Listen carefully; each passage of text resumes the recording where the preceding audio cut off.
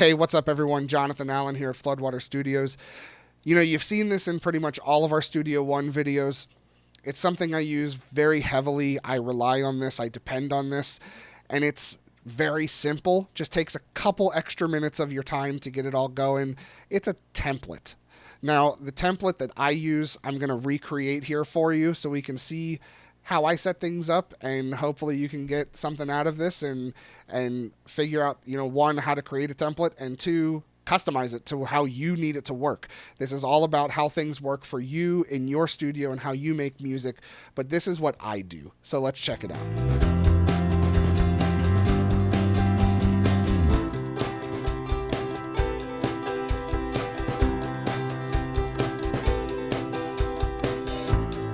Hey guys, thanks for hanging out again. While you're here, go ahead and hit like and subscribe if you haven't already.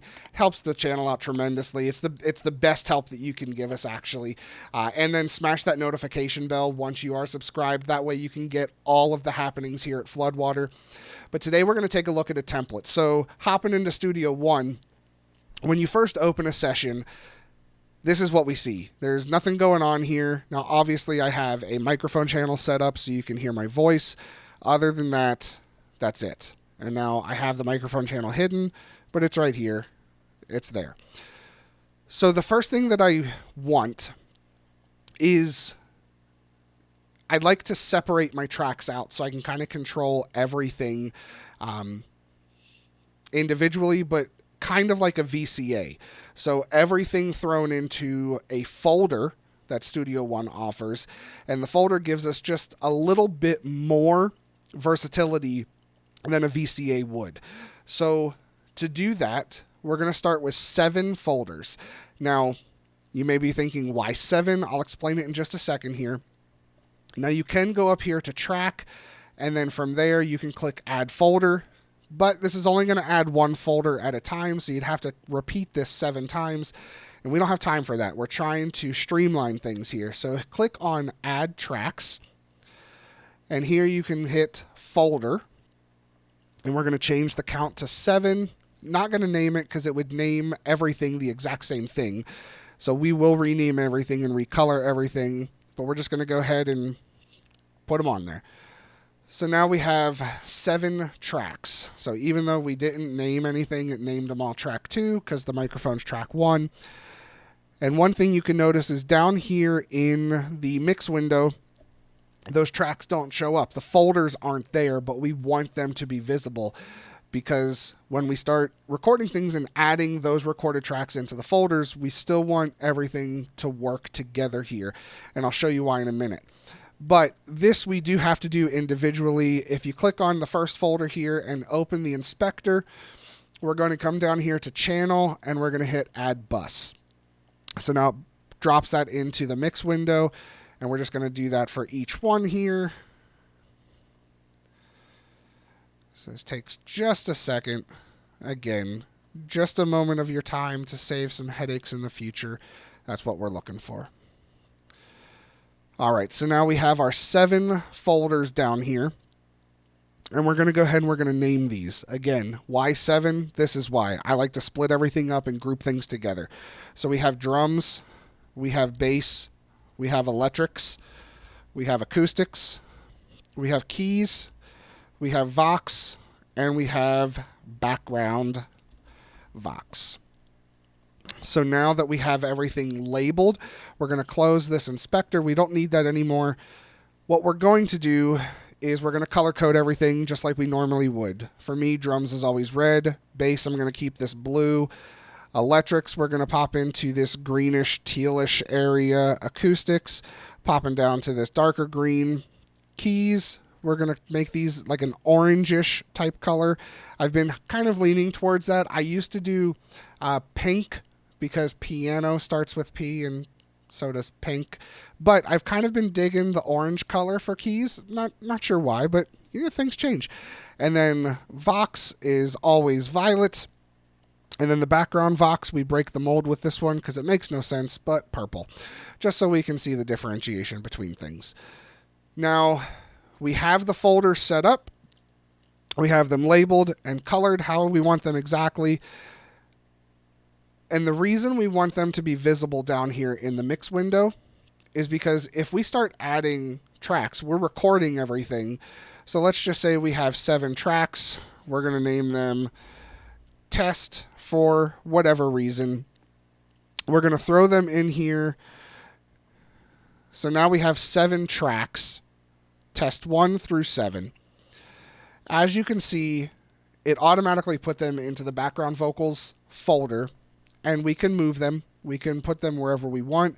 If you highlight it over Vox, now this one is inside the Vox folder. We'll throw it back in the background just for, the sake of everything here. Now, one thing you can see over here on the far left of the background Vox folder track is this little caret. You can show and hide your tracks. So now you can see I've just hidden the tracks, but everything is still there. If we come down here to the mix window, you have the little folder icon. You can click that and it will open again, shows all of the tracks that are within that folder. So you record everything, you have a ton of tracks, you put them into your folders, and then you can close your folders and kind of just work off a more consolidated work area. Once you get everything kind of mixed how you want it, then you can start to fine tune things using these folder tracks, which, like I said, they operate kind of like a VCA, but they give you a little more flexibility. So we're going to delete these tracks because we don't need them. So we're going to highlight, and then we're going to remove selected tracks. So now we just have the folders again. Now the next thing that I like to do is, I should have kept one of those tracks because I do add a single track in here. So just one track, and this I'm going to label reference track. And we just need one. And this one, I tend to turn off auto color so we can choose a color. I tend to choose the black and white one here. Just kind of makes it a gray track so I know that it's not associated with anything. And we're going to pop this in. Now this one, it did not put it into the background vocals folder, which is perfectly fine because I don't want it there anyway. And a reference track, if you've never used one, I'd highly suggest taking a look and trying it out. Essentially, if there is a song that you like, it's got a good vibe to it, you like the drum tones or you like the guitar tones or how the vocal is mixed or affected, something like that, I like to throw that song into the mix here where I can turn it on and off and see if I'm inspired by it. And I'm not trying to copy the song, but I may be trying to achieve the same vibe. So at that point, I can, turn it off and on and kind of A and B from what I've recorded to how my inspiration track is, my reference track is, to see if I'm kind of achieving that same vibe for things. So give it a shot. If you've never tried it before, it's a pretty cool tool just to try, like I said, to achieve, and I've used that word too many times now, but try and just get that sound that you're looking for. See if you can, get there. So that's really cool. So we leave that one how it is, and then we're going to add some aux tracks, some auxiliary sends. So that way we can set up some effects, some reverbs, delays, and have them ready to go. Now, for this, I have specific ones that I really love, that I use all the time. It's in my normal template that I use. So I would recommend highly to go through your plugin lists and find, okay, I'm always using this reverb. Put it in your template. I'm always using this delay. Put it in your template. That way it's already set. It's good to go. You can just send it over from your audio track. So here we have to right click down here in the mix window, add bus channel. So we do 3 reverbs and 3 delays is what I normally have set up. Now the first reverb here, and we'll make this a little bit bigger so we can see everything. I always have a room verb. I always have a plate verb and a spring verb, just to give some variation, some different textures and colors for things. After my spring verb, I always have a slapback delay that I like to use on vocals, even guitars sometimes. It's really cool to get that slapback sound. Not just for surf music. You can use it for all sorts of things. And then after slapback, I do a quarter note delay, and then I do a half note delay. So which plugins do I use? We're going to go over to our effects here. We're going to go into our PreSonus plugins because I use all stock effects for this. So for the reverb, for the room verb, I use the room reverb from PreSonus. Now, for this room, I kind of just leave it how it is. I give the width just a little bit more. So we have a little bit more width for things. I don't really touch the height or anything, the dampness for anything. Just kind of leave everything else as it is. Just make the room a little bit wider. Now, obviously, depending on the song, we may want to tighten it up just a little bit. But everything's case by case. But you have this set into your template, so if you need to make an adjustment quick, it's easy to just open that plugin, then make your adjustment, and now it's set kind of for everything. The second one here is the plate verb. Again, I just use the room reverb, and I kind of create my own plate. So how do I do that? I take my width, I drop it down the lowest it can go, I take my height, and I pop it up here. About there is normally where I have it. Size, we're just going to make it a little bit bigger. So now it's a room reverb, but I've made the room a plate, essentially. So it gives tons of reflection really close together to everything, makes it really ambient, really huge. You use it sparingly because it does a lot, even with a little bit of signal. And I tend to overuse this reverb because I love it so much. It's my favorite. I'll say that. It's my favorite to use that plate verb, especially on background vocals. Just, it's huge. It's awesome. Now the spring verb, this is a Studio One plugin, but this set that I use, the actual sound set for the spring verb itself, you do have to purchase. So I'll put a price up on the screen here. I'll put a link down into the description if you want to take a look at it. But we come over here and we're going to grab the open air plugin and we're going to drop that in, and then we're going to come to the Convology vintage spring reverbs. And here, the one that I really like is the Master Mix CS, and just the first setting. I don't do a whole lot of changing with that. Just leave it how it is. It sounds really great. Gives a good representation of what a true spring reverb does when you're playing guitar. I've used spring reverb on vocals before too, just to give a different flair for things. So it's pretty versatile, and you can do a lot with this. So I highly recommend having a spring reverb if that's your style. Now the next ones, we're getting into the delays. For the slapback delay, I just come up here to the PreSonus analog delay. And then here, I turn off my sync because I don't want it to match my tempo. And I want to bring it down pretty low. And this you'll have to do to taste of how much of a slapback you're looking for. The feedback, I'm going to bring that down too because we just want it to be really quick. You don't want a big trail of delays for your slapback because slapback has that specific sound that we're looking for. So we're going to bring down our feedback. We're going to bring the time down pretty low. Again, have to adjust it to what you hear a slapback to be. And then we have the quarter note delay. Again, just using the analog delay here from PreSonus. I'm going to keep sync on this time, and I'm going to pop this up to the quarter note because with sync, whatever tempo it's at, now the quarter notes are locked to a grid. So it's going to stay in time with the tune the entire time. Feedback, again, you have to dial that to taste. I kind of like 3 repeats, but the third one being there but not quite present for things. So you kind of dial that in to how you want. Again, though, set it up, and then it's saved as a template. So if you need to make adjustments on the fly, super easy to do so. And then the last one we do is a half note delay, and I actually use a beat delay for this. So I come down to the beat delay by PreSonus. I'm going to pop this one up to a half beat, or half note rather, and then leave everything else as it is and just kind of let that do its thing. I don't use this one a whole lot, but it's cool to have that option, just that extra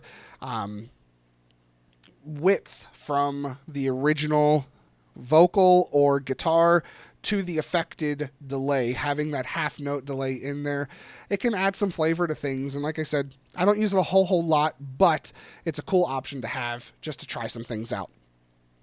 So now we have those 6 set up, which is what I normally always use. And obviously, you're normally adding more aux sends during the mixing process when you're producing things out. But these are the 6 that I tend to always grab at first anyway. So having them set up, it's just less of a headache when I'm scrambling around. Oh, I need this, I need this, I need this. No, I don't need it. It's already there. We can add to things if we need to, but they are there. So now for these, I like to color these a little bit too, just so I know they're aux sends. Now, you can choose any color you want. I tend to make them yellow. Yellow is a bit obnoxious though, and I know that. But side story, when I was in music school, it was all Pro Tools back then, and I went through everything with Pro Tools. I got certified with Pro Tools, did all the courses, did all the tests, and back then, how I grew up, I like to say, is they had us make all the aux sends yellow. So it is what it is. I'm open to suggestions. What color do you make your aux sends? But I set those to yellow. Now, I have everything set now. Everything is good. I've got my folders. I've got my reference track ready to drop something into it. I've got my aux sends. Everything is starting at a good place now, where if I jump into a session with this right here, I can start adding my tracks, start recording. I have my aux sends that I normally send the effects to, so my reverbs, everything. Now we need to save this. So we have everything here. We need to save this. So what we can do is we go to File and we go Save as Template. Simple as that. Now, if you have a template already and you are following along here and you're just kind of updating some things on your specific template, you can click on Replace Existing. When it does that, it'll pull up what templates you have saved already. You can choose the one you want, hit OK, you're good to go. You can add an icon to it.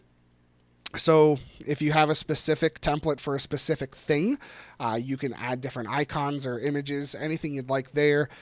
We're just going to hit OK, and it's going to save my template for me inside Studio One.